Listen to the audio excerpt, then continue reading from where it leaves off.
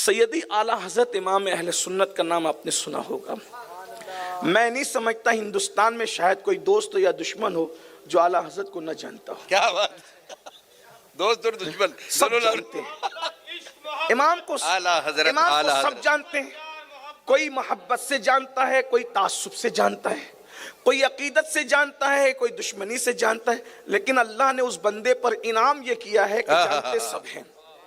ان کے دور میں بھی ان کی شہرت بہت تھی، تو ان سے بڑے بڑے علم والے لوگ ملنے کے لیے مشتاق رہتے تھے، کیونکہ ان کے پاس علم بہت تھا.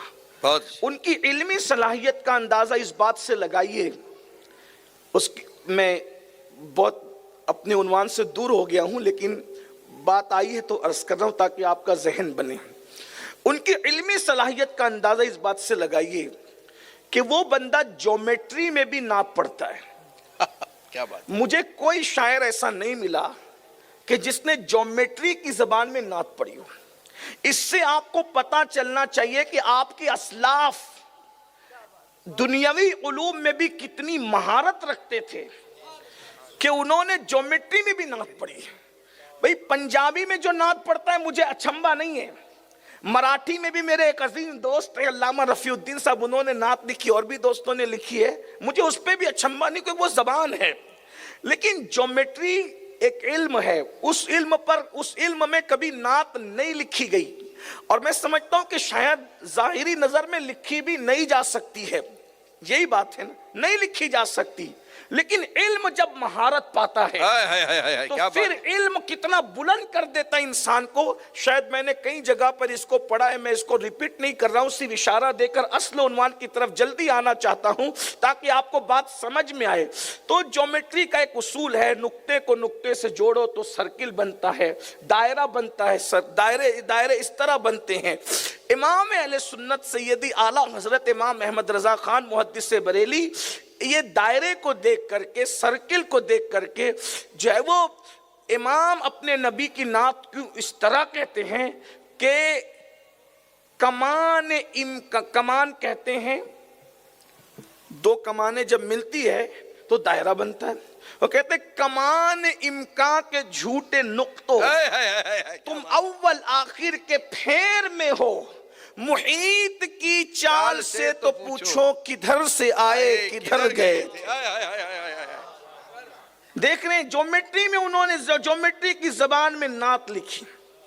غور کیجئے، اس طرح انہوں نے بہت علم موسمیات کو سامنے رکھ کر انہوں نے نعت لکھی. میں ابھی وہ وقت نہیں ہے کہ میں اس کو ذکر کروں، وہ ٹائم نہیں ہے اس کا، اس لیے کہ حضرت قبلہ امیر محترم جیسی تشریف لائیں گے میری گفتگو وہیں ختم ہو جائے گی، آپ جیسا کہ جانتے ہیں، تو میں وہی روک دوں گا. لیکن میرا عنوان جو اصل آج ہے، عورتوں کی تعلیم پر مجھے گفتگو کرنا میں چاہتا ہوں. لیکن میں آپ کے سامنے تھوڑی تمہید پیش کر رہا ہوں. امام نے موسمیات کے ماہرین کے تجربات کو سامنے رکھ کر اس پر بھی نعت لکھی ہے. امام نے حروف مقطعات کو سامنے رکھ کر اس پر بھی نعت لکھی ہے. شعر پڑھ دیتا ہوں، تشریح نہیں کرتا. وہ کہتے ہیں کاف گیسو ہاں دہن، یہ حروف تہجی کو کہتے ہیں. کاف گیسو ہاں دہن یا ابرو آنکھیں عین صاد، یہ حروف تہجی میں پہلے مصرے میں نعت آ گئی.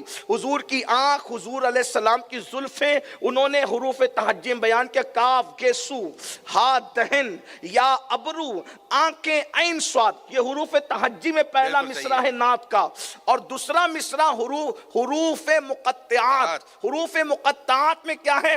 الف لام میم نون، اسی طریقے سے کاف ہاں یا عین صاد، اس کو حروف مقطعات کہتے ہیں. تو پہلے مصرے میں حروف تہجی میں نعت لکھی، اور دوسرے مصرے میں کیا کہہ رہے ہیں؟ پہلا مصرع سنے، کاف گیسو ہاں دہن یا ابرو آنکھیں عین صاد، کاف ہاں یا عین صاد، ان کا ہے چہرہ نور کا. کیا بات ہے، سبحان اللہ سبحان اللہ سبحان اللہ سبحان اللہ میں نعت لکھی. اس کے بعد موسمیات کے فن کو سامنے رکھ کر جو آپ نے مصرع کا وہ یہ ہے، لَكَ بَدْرٌ فِي الْوَجْهِ الْأَجْمَلِ اَتْحَالِ مَا ظُلْفُ عَبْرِ اجل تورے چندن چندرو پرو کنڈل رحمت کی بھرن برسا جانا. کیا بات ہے. اسی طریقے سے آپ نے جغرافیہ کو، علوم فلکیات کو، علوم ارضیات کو، سب کو سامنے رکھ کر کے نعتیں لکھی ہے. حتیٰ کہ مرغی کو، کبوتری کو، درختوں کو، جنگلوں کو، کسانوں کو سامنے رکھ کر بھی آپ نے نعت لکھی ہے. اس کا وقت نہیں، ٹائم ہوتا تو میں اس پہ عرض کرتا، لیکن ٹائم نہیں ہے. بس دیکھیے ارضیات کے علوم کو رکھ کر کیسے نعت لکھی. کہتے ہیں خورشید تھا کس زور پر، کیا بڑھ کے چمکا تھا قمر، بے پردہ جب وہ رخ ہوا، یہ بھی نہیں وہ بھی نہیں. واہ واہ واہ واہ. غور کیجئے. اور آپ نے جو ہے جنرل نالج کو بھی نعت کا عنوان بنا دیا. کہتے ہیں دندان و لب و زلف و رخ شاہ کے فدائی ہے، در عدن لال یمن مشک ختن پھول. اسی طریقے سے علوم فلکیات پر ادھر بھی اشارہ کیا. دل اپنا بھی شیدائی ہے اس ناخن پاکا، اتنا بھی مہے نو پینا اے چرخ کہن پھول.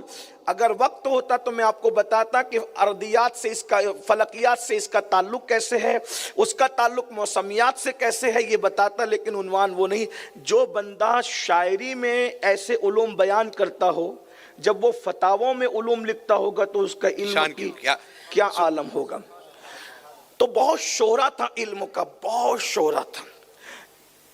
محققین کہہ رہے ہیں 108 علوم و فنون میں اللہ نے ان کو مہارت دی تھی. بے شک. یہ مہارت کے علوم ہیں، جانتے کتنے تھے یہ تو اللہ جانے. ابھی تحقیق کے دروازے کھلے ہوئے ہیں. چالو ہے. بہرحال